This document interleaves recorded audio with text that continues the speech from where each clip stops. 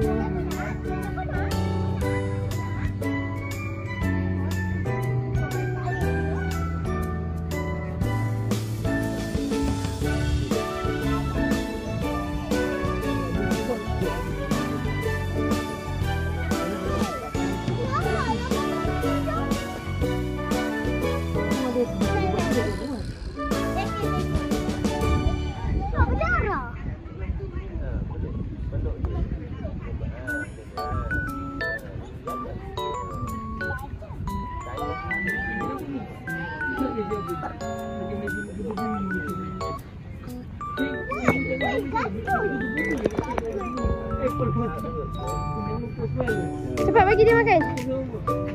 Best tak ya? Tapi saya punya lip. Ya Ana pegang je. Malah nak. Mulut dia berdarah, letaklah nasi yang dia sakit dah dia. Alah, takut mama. Dah baik Hana.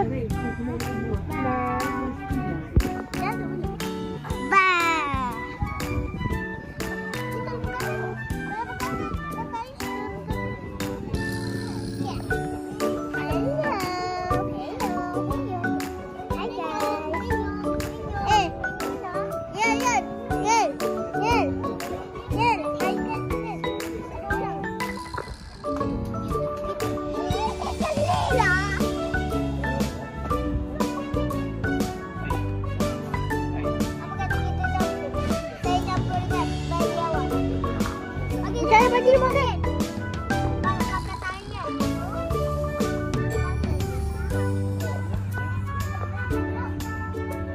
Mai bagi dia. Bukan bagi dia makan macam tu, Ambil letak kat tangan, letak kat tangan. Bukan macam tu. Dekat pegang macam ni.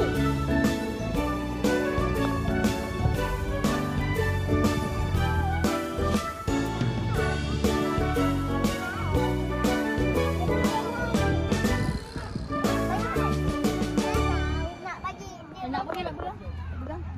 Mama,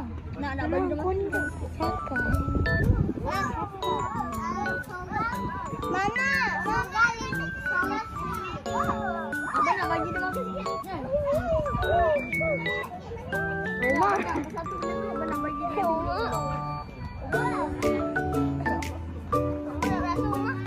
Mikael bagi dia betul lah.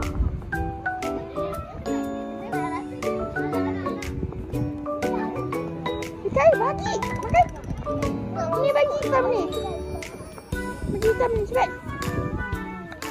Bukan macam tu. Kau ambil tangan aku bantu kau. Letak kat tangan macam ni, tuang, bagi macam ni. Tengok Umar.